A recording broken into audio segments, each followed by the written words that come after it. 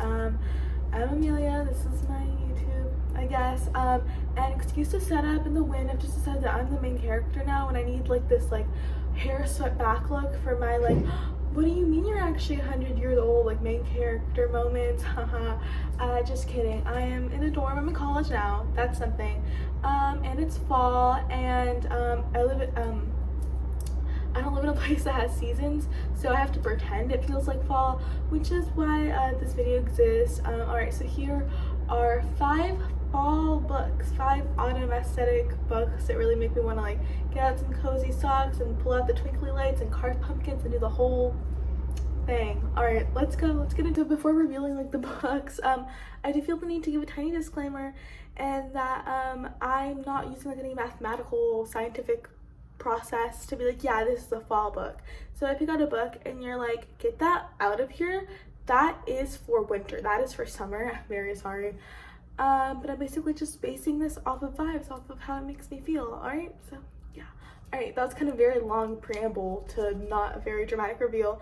All right, so first up we got Jane Eyre by Charlotte Bronte, and let me just say that like all of the classics, I stepped on something, give me such like fall vibes. Like I don't know if it's like the concept of reading like one of these like Victorian era books, like walking around, you know, ignoring your finals and reading them, that gives me like that fall vibe, or if it really is just the story. But I think the story does have like a, you can picture it so well in fall.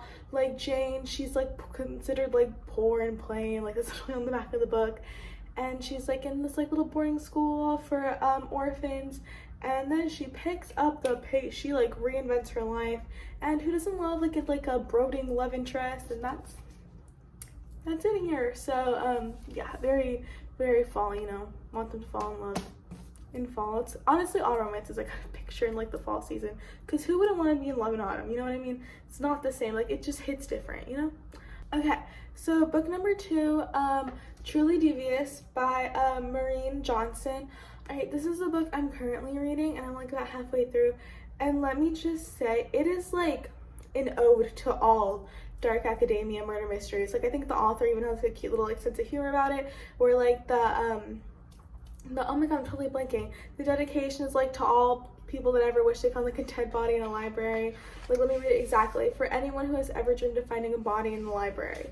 Like, so the entire book is kind of based on like the like want for mystery, and you can really tell that in the writing, and it's like kind of like an ode to the whole like aesthetic boarding school in the mountains thing. And I don't want to spoil it, like what I have right, I'm like halfway through, but I will say that like the author blends like the past and the present, because the premise is about this girl who gets accepted to this boarding school, and she like this murder that she's trying to investigate is like very very old, but the author like goes back and forth blending like the murder of like the events leading up to like the mystery and the girl's actual findings. I really like how she does that, and the transitions work really well, where it's like kind of does that thing that's sometimes annoying, where it just finally started to get good in one point of view and it switches to the other, but it's not like frustrating because you're like, you know what I mean, like you kind of like finally in some senses. So yeah, I really really think this one is like the strongest with the fall vibes out of my list. Maybe I should have made it number 1 or number 5 or something, but there's no real order or method. Right, number 3, Gods of Jade and Shadow by Sylvia Moreno Garcia. This book is about the main character. She's stuck in this like town that's very behind on the times, and this is already set in not modern times, like 1930-ish kind of. It's very strongly based on Mexican folklore, which I really like. Honestly, that's what gives me the aesthetic of this. I really like the author's writing style. I definitely think that this is like a very worthwhile read that I've seen some people talk about, but definitely not enough. So basically this girl, she kind of frees herself by accidentally opening this like wooden box. I'm trying not to spoil it, it's just kind of information on the back of the book. So she like that, the mistake she makes, so like unleashing of this god, is what gives her the ability to break away from like her very strict old-fashioned town that doesn't really let her move on, and helps her escape a very Cinderella-esque situation, in my opinion, which is basically her and her mom as well, I believe, end up living with an abusive family member for like financial reasons, and she has to like cook and clean for him and stuff, but then she goes peace out basically. So yeah, I really do think this is like a nice one to read. Like a picture, it's like a cool like breeze, or it's like 70 degrees, you know, not 100, and you're sitting there, you're reading this like on a blanket, wearing a flannel, drinking a pumpkin spice latte. Like that is the ideal setting, personally for me in this book. Okay, book number 5, The Invisible Life of Addie LaRue by V.E. Schwab. All right, I know that everyone like on the book side of the internet at one point was like, oh my god, this is the best book ever, sold out nationally, like we're obsessed, we're obsessed, we're obsessed. And then everyone kind of turned on it a little bit, and while I do admit it has its flaws, I can't talk. She is very beautiful to me. I adore her very much. And what could have more fall vibes than this girl literally having to be forgotten for the rest of her existence because of a dark deal she made with like a god for praying after him? Like, not a miss. Not a miss for this like season. Not a miss. Like, I know probably other people have also shit sitting on their shelves for like a really long time. I just think this is very cute for the fall season.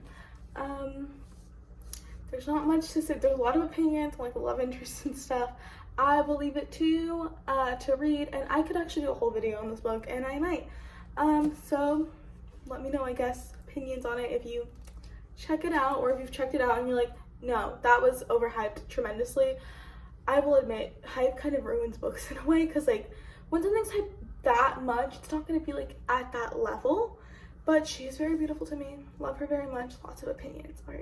All right, that brings me my end to my 5 fall books that you should like take to a pumpkin patch and like read. Like, you go to a pumpkin patch, you pay the ridiculously high admission fee, and you sit there in like your hail base and read.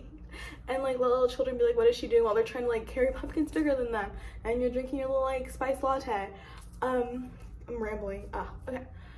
I'm not really a YouTube person, so I really appreciate it if you manage to sit through all of my terrible editing to watch this and watch me like kind of ramble about books that I just have no connection other than I feel like encompass the autumn spirit. And if you like this, feel free to like, subscribe, comment, give me any feedback, or if you hated this and you want to bully me, also do that. I'm okay with anything. Yeah, so thanks.